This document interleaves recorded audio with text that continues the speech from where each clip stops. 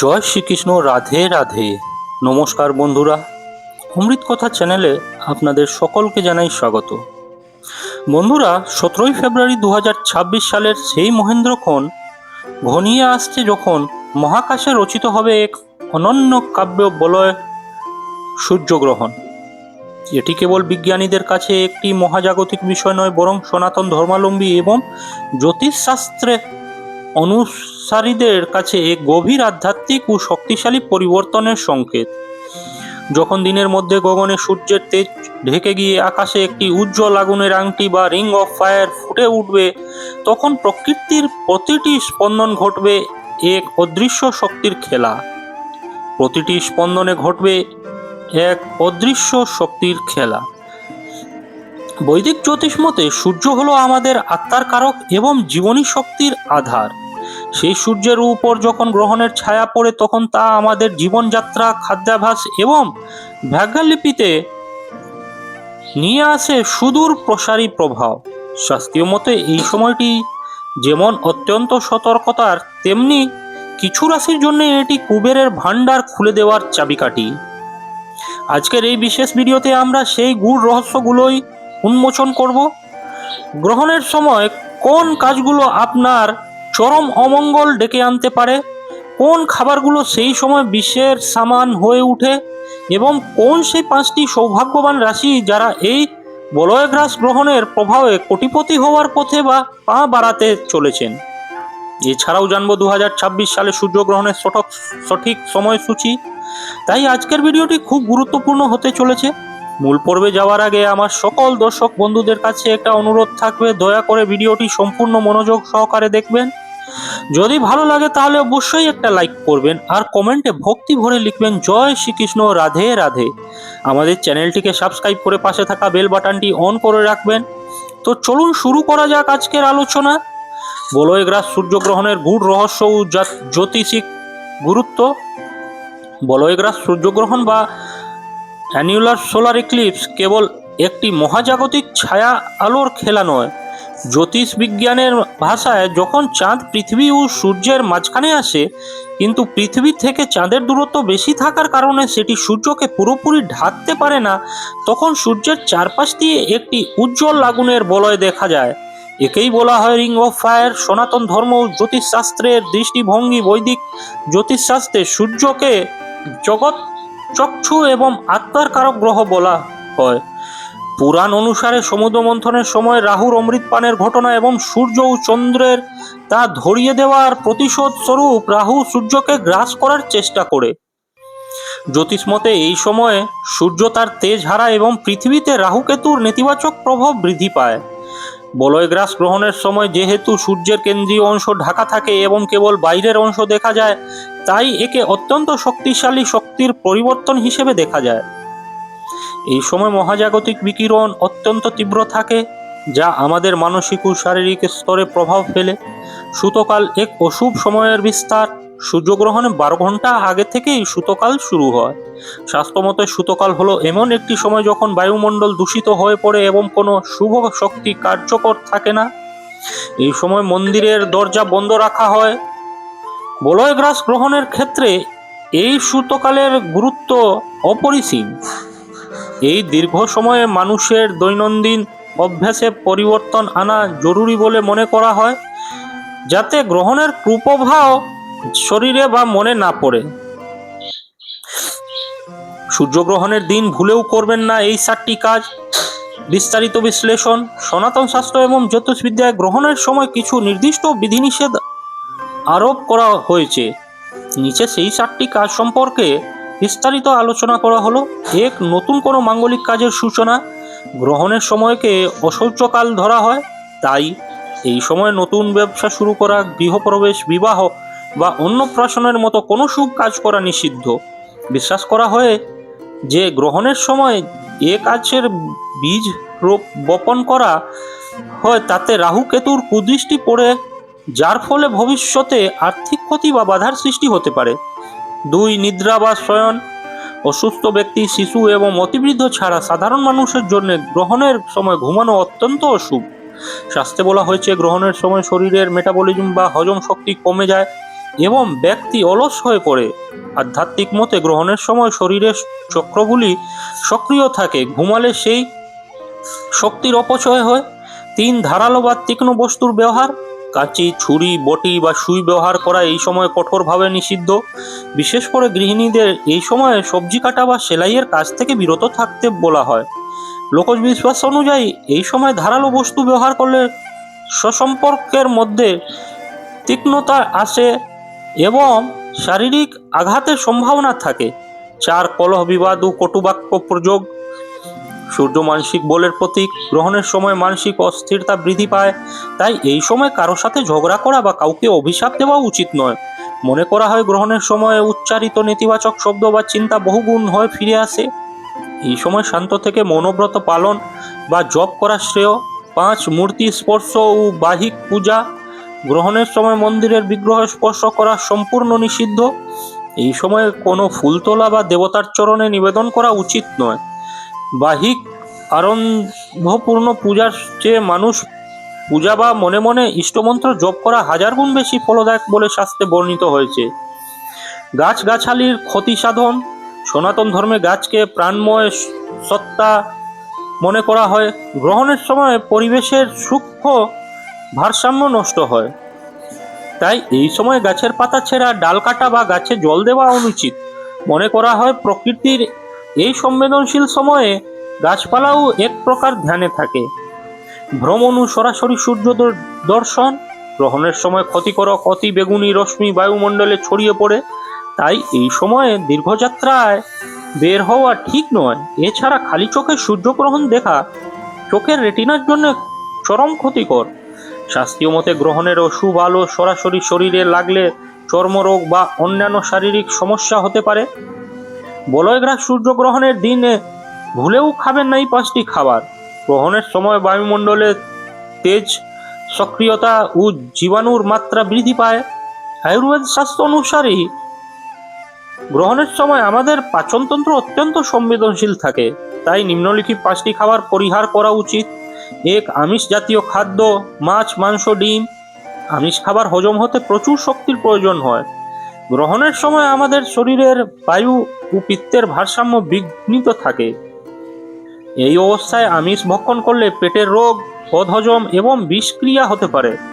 এমনকি মানসিকভাবেও উগ্রতা বৃদ্ধি পায়। 2 দুগ্ধজাত দ্রব্য ও মিষ্টি।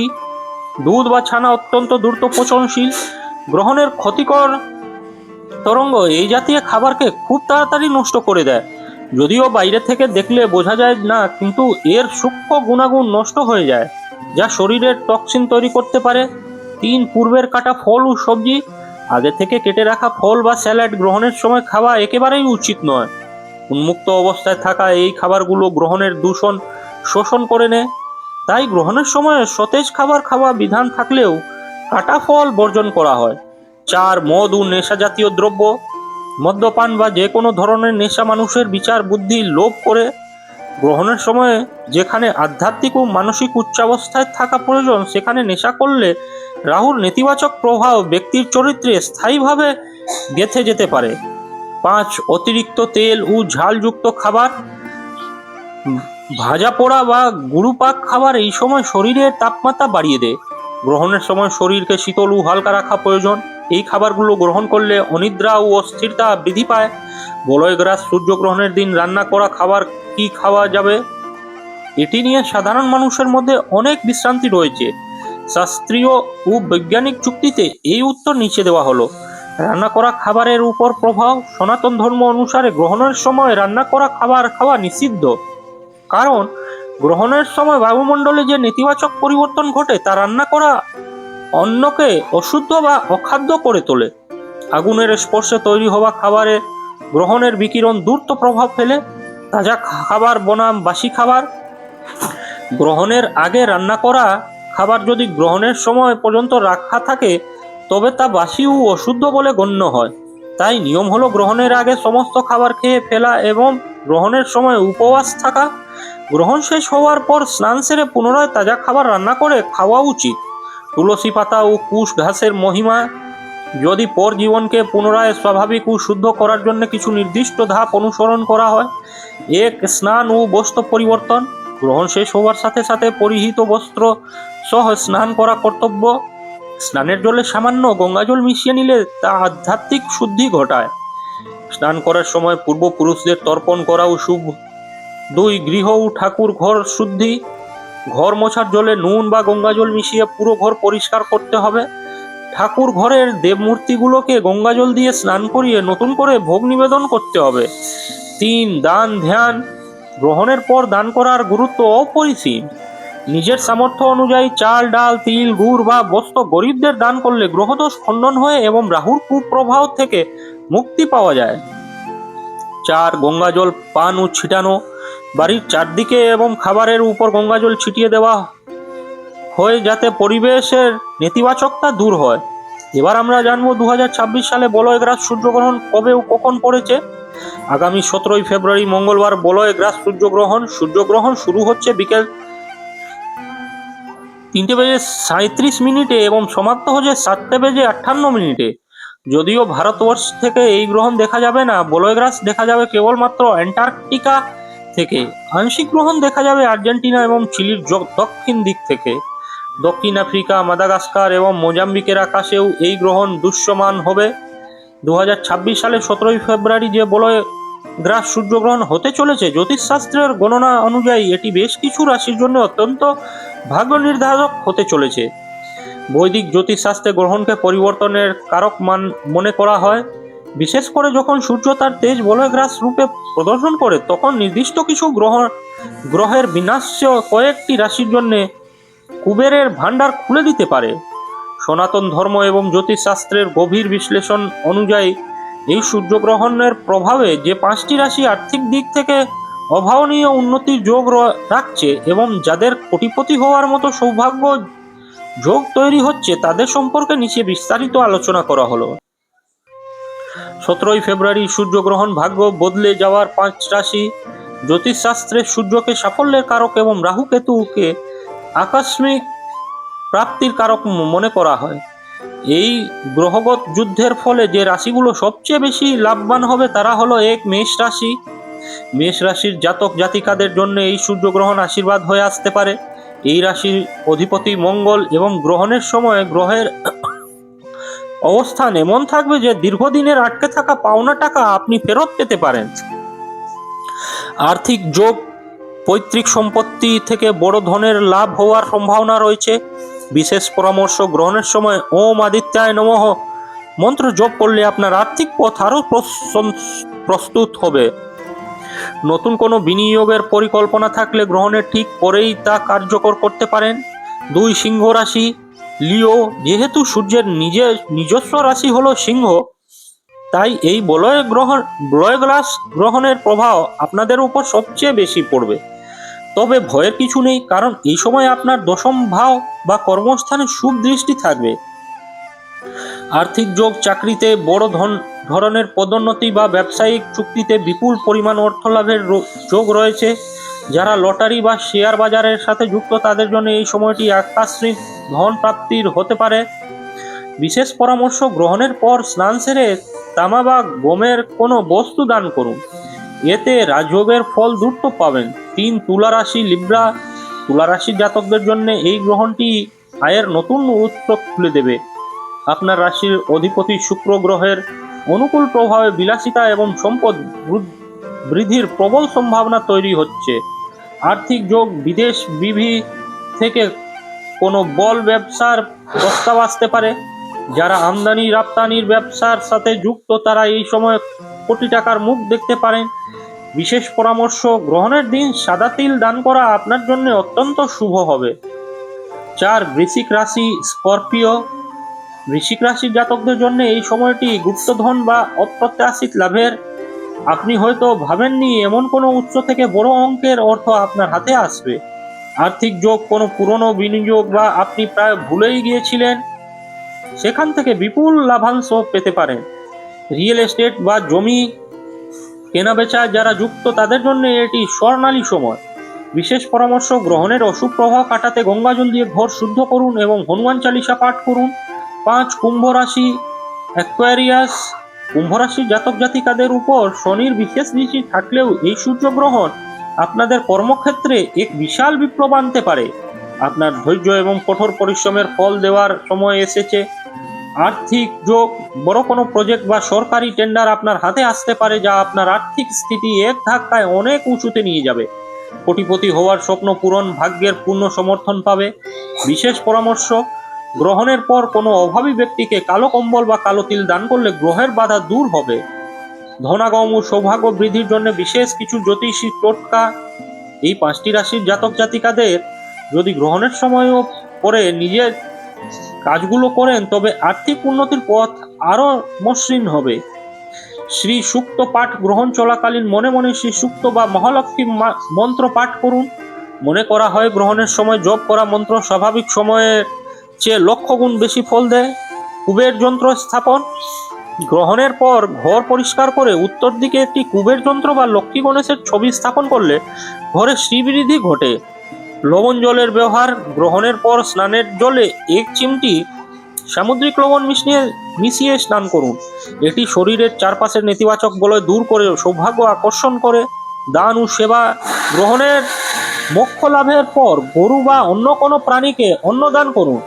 জ্যোতিষশাস্ত্র মতে প্রাণীর সেবা করলে রাহুর অশুভ দশা পেতে গিয়ে ধন সম্পত্তি বৃদ্ধি পায়। সতর্কবার্তা: যদিও জ্যোতিষশাস্ত্র অনুযায়ী এই 5 রাশির ভাগ্যোদয়ের প্রবল সম্ভাবনা রয়েছে, তবুও মনে রাখবেন কর্মই আসল।